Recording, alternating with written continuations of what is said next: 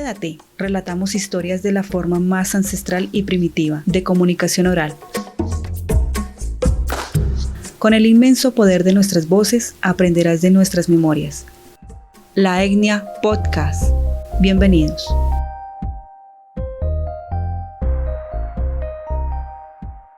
Hola a todos. Les habla Carolina Abril desde la ciudad de Bogotá, Colombia.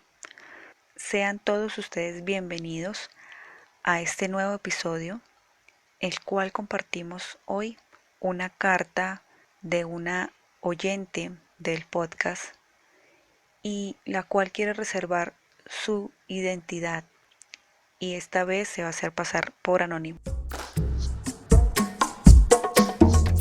Así que para iniciar me hago una breve pregunta y se las hago a ustedes. A veces, ¿qué necesitamos más?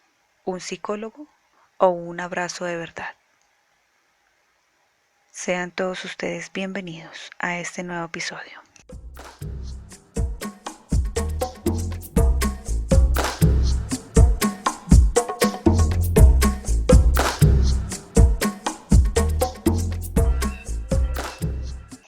Tengo 26 años, vivo en Bogotá, Colombia, y quiero pasarme como anónimo. Esta es mi historia, personal, íntima, profunda. Una historia con la que al pasar del tiempo entendí y me enfrenté a eso tan oscuro que hace que no sea una menos, sino una más. Todo empezó cuando tenía cerca de 3 años, en una salida familiar al pueblo de donde es oriunda mi madre. Era una salida de campo, una caminata. Allí iba mi mamá, mis tías y una familia invitada, es decir, la madre, el padre y uno de sus hijos. Tengo un recuerdo muy vago de ese día, del lugar al que fuimos y cuando estábamos allí, pero sé que estaba esa familia. Recuerdo también que en un momento corrí, me le adelanté a todos y el que me acompañaba cuidándome era el niño de esa pareja, dando la impresión o intención de que estaba pendiente de mí, mientras que los demás adultos charlaban e iban a su paso. Yo me adelanté un largo trayecto y ya había quedado sola con ese muchacho que para ese entonces tenía unos 15, unos 16 años. Se acercó a mí, se agachó como si el momento fuera a esperar a los demás, pero metió sus manos bajo mi vestido, bajo mi ropa interior y cínicamente me manoseó. Al rato ya venían todos y él lo que hizo fue hacer el que no pasaba nada y que solo los esperábamos. Lo que pasó después no lo tengo muy nítido, pero claramente todo quedó como si nada pasara. Unimos voces para darte sentido. La Etnia Podcast.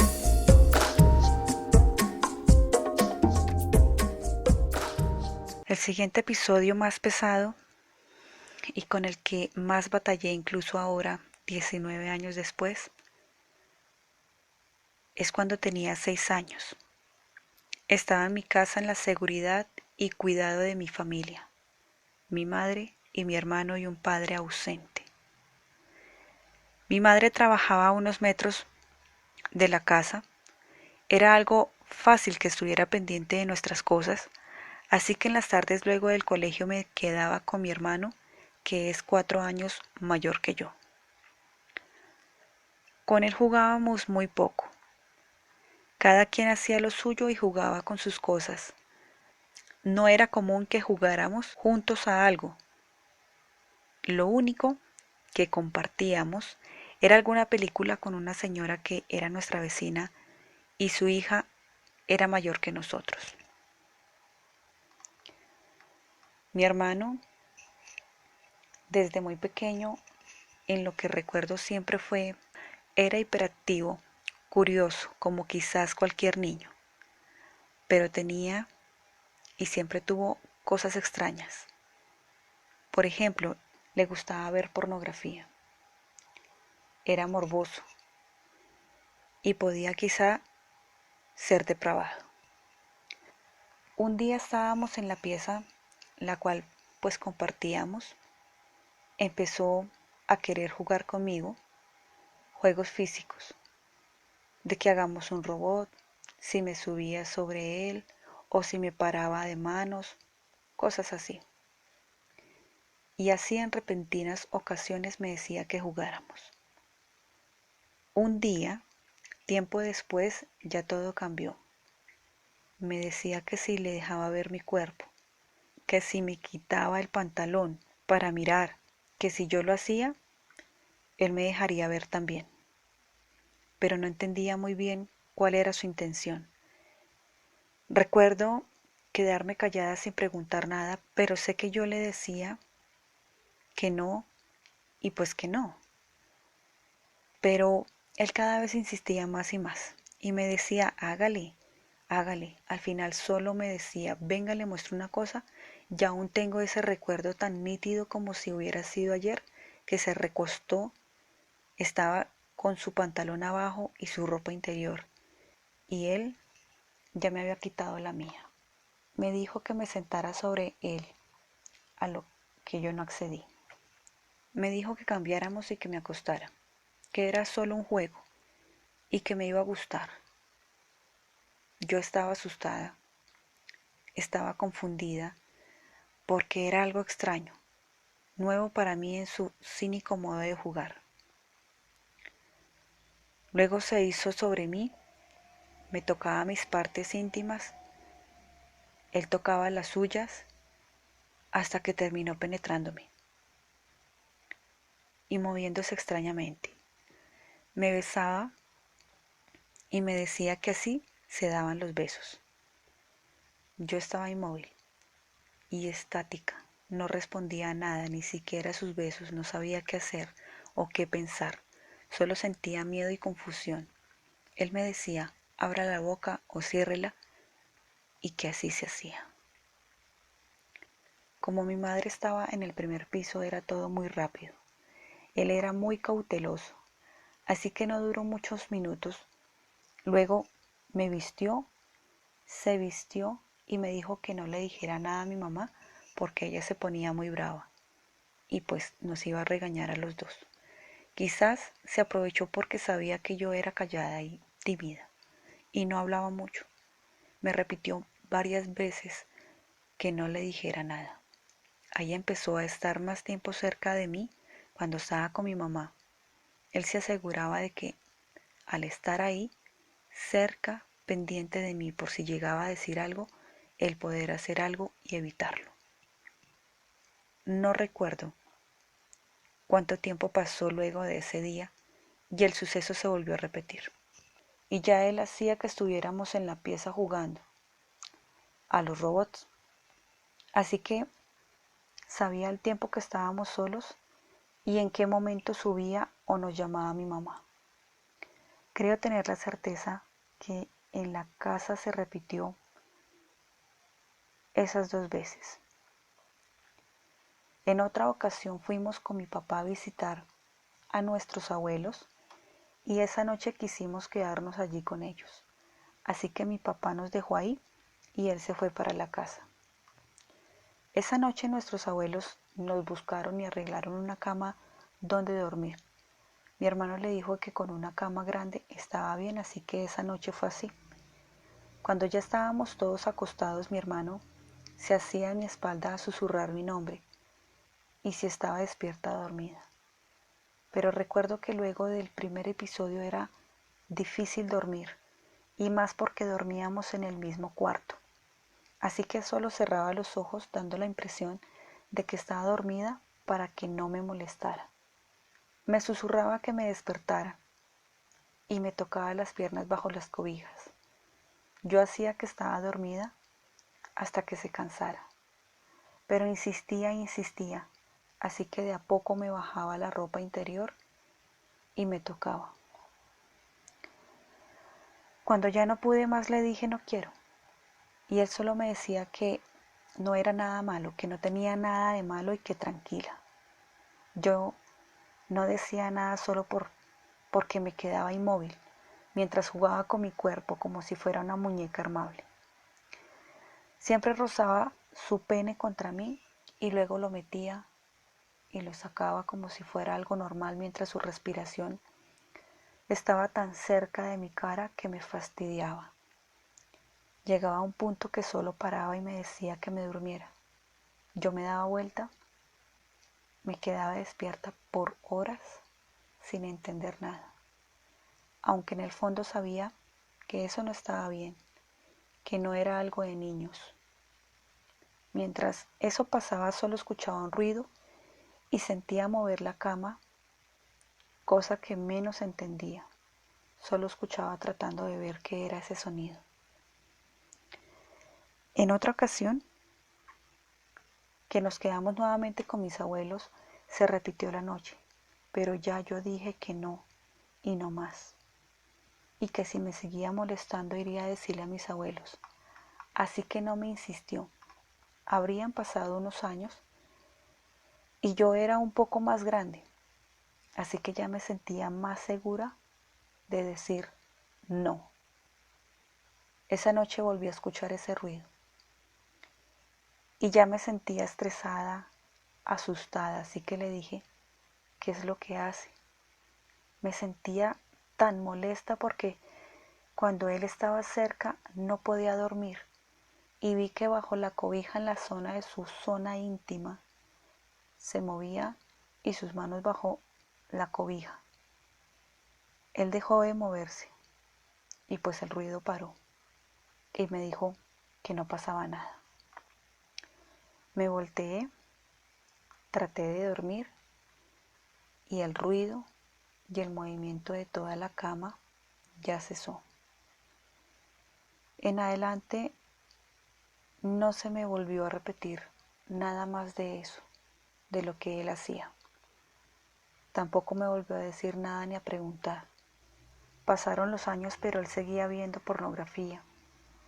Seguían los ruidos, los movimientos de la cama. Él y yo compartíamos un camarote.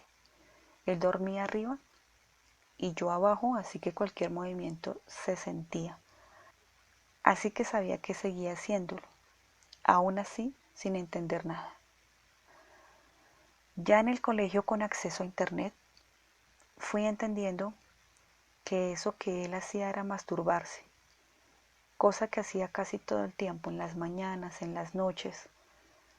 Lo que yo no entendía, y eso lo pensé, ya que era adolescente, cómo él sabía de todo eso cuando en esa época que me violaba y empezó a masturbarse junto a mí, no teníamos internet, televisión, y pues veíamos realmente muy poco la televisión, así que me parecía algo sorpresivo y enfermo. Creo que el hecho de él encontrar ese placer en la masturbación hizo que dejara de molestarme y de abusar de mí.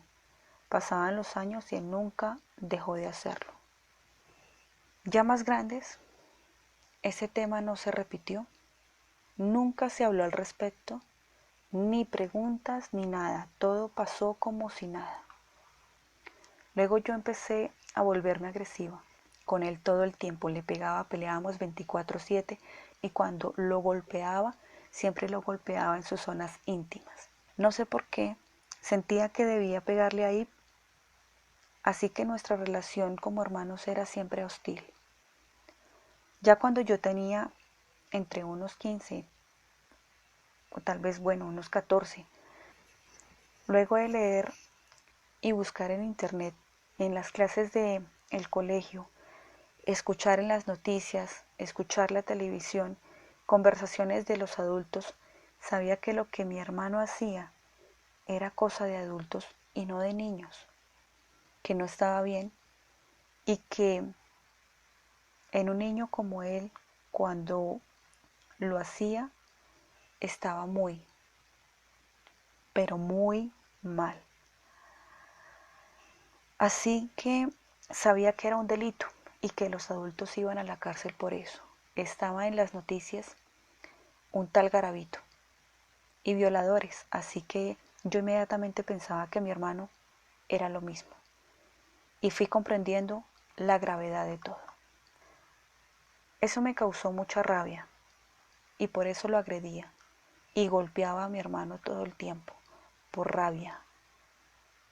Años después me dio depresión. Seguía sintiendo un odio profundo por él y realmente lo odiaba.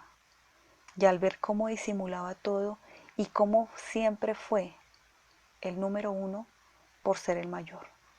La preferencia hacia él de todas las personas, incluida mi mamá. Luego, lo único en lo que pensaba era que me quería morir, que no quería estar aquí y mucho menos viva. Todo el tiempo le decía a Dios, ¿por qué? ¿Por qué a mí? ¿Por qué él era así? ¿Por qué mi mamá era así y no veía lo mismo que yo? Fueron años llenos de mil porqués, de preguntas sin respuestas, muchas intenciones de acabar con mi vida, desesperación, ira, rabia, odio con mi vida y con él. Desde esa vez, desde ese primer día de mi violación, empecé a tener desconfianza de todos los hombres y niños, de los adultos. Primos, tíos me ponían nerviosa. Cuando me abrazaban o me cogían siempre sentía miedo, susto y más nervios. Y un miedo horrible, así que siempre que llegaba a mi casa evitaba mirarlos, así que prefería esconderme y no salir. Mi mamá siempre me regañaba por pelear y ser grosera con mi hermano, por pegarle en sus partes íntimas, porque decía que podía darle cáncer o dejarlo estéril, que era grave. Me regañaba por esconderme y por sentirme tímida, por ser callada. Aún así, ella me cuidaba de mis familiares o de los hombres adultos por evitar algún abuso contra mí. Pero claramente no cuidó bien y el peligro estaba ahí, tan cerca como ella no imaginaba.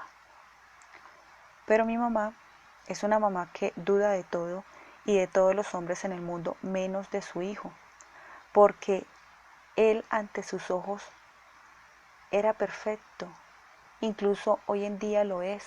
Por tal razón, aún tantos años después no se ha enterado, pero sé que llegará el momento de hablarlo, de enfrentarlo, y espero estar preparada para ese día, tan fuerte que ni él ni ella derrumben todo lo que he construido de mí, y sé que con la ayuda de Dios así lo lograré.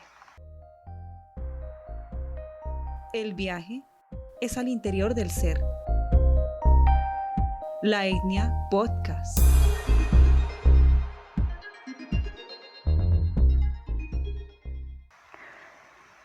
Otro episodio que tengo presente, más de acoso, fue que salí del grado 11 en el colegio y un profesor me acosaba por las redes sociales. Tenía varios perfiles con diferentes nombres y me decía cosas que yo lo atraía, que le gustaba y demás, y evitaba yo pues responderle y lo ignoraba, así que solo pasó desapercibido. Luego me enteré que había tenido problemas con una niña en el colegio porque lo habían descubierto en algo de abuso físico con la niña, pero no supe más y no quería saber más de la historia. Estás escuchando La Etnia Podcast. En lo demás siento que todo eso me ha hecho más selectiva con quién trato, con quién salgo y evito tener muchos contactos casuales y normales con hombres. Siempre trato de darle el poder a mi intuición, que afortunadamente no me suele fallar, y cuando siento que algo no es correcto, siento desconfianza de algo, me alejo.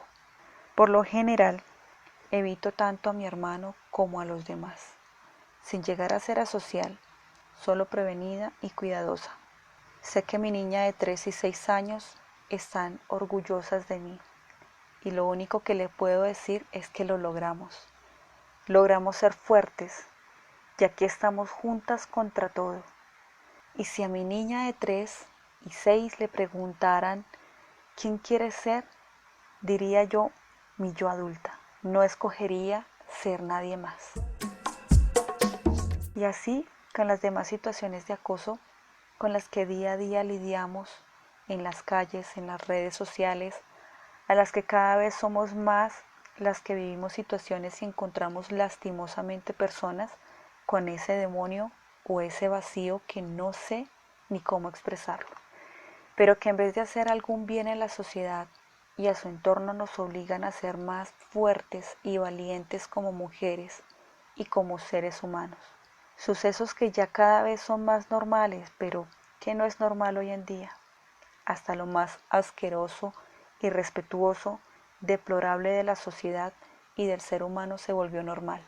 Lo que hace la diferencia es que hacemos nosotras como víctimas y el método que encuentra uno de luchar y de cuidar a las demás y de cuidarnos entre nosotras. Estás escuchando La Etnia Podcast.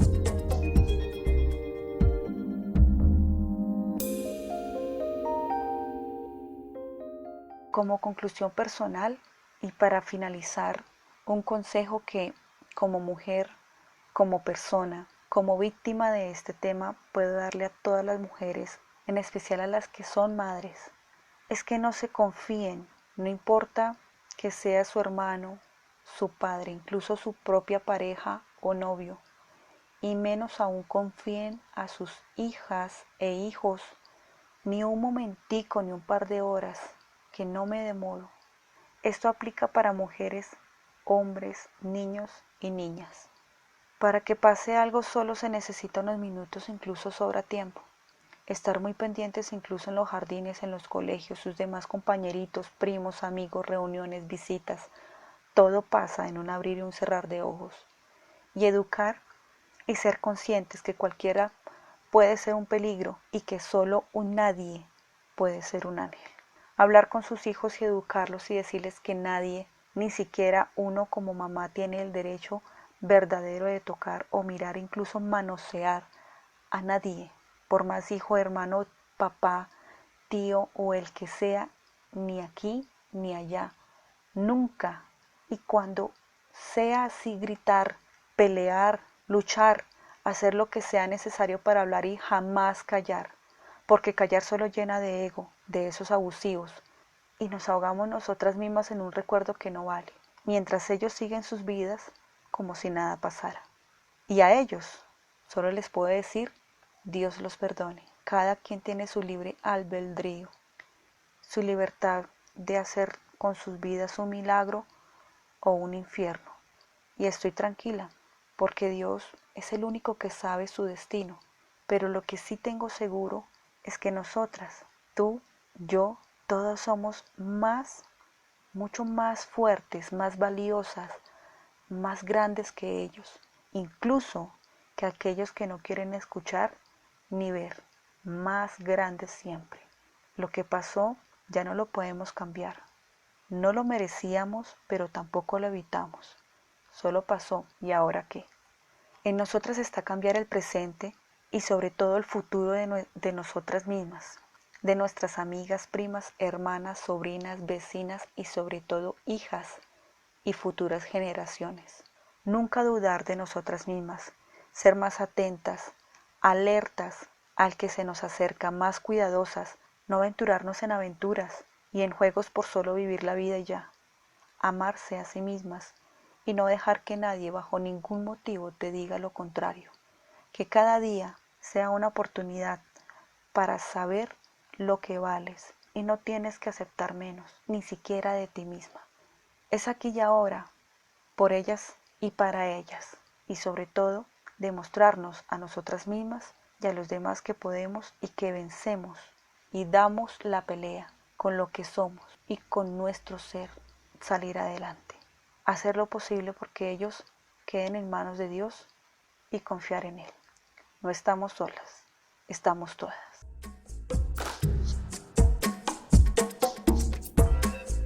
La mayor parte de nuestros juicios y acciones son apropiados al tiempo.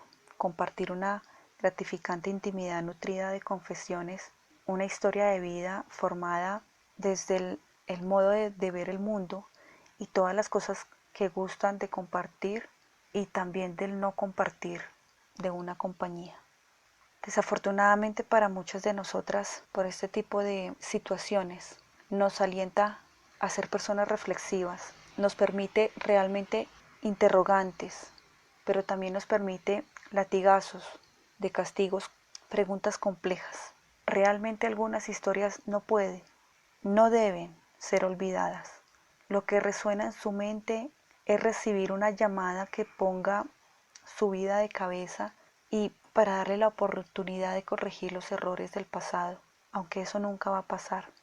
Tal vez rogar y pedir que el tiempo se apiade para volver a revivir, para volver a vivir más experiencias, pero esta vez llenas de amor. Algún día será mañana.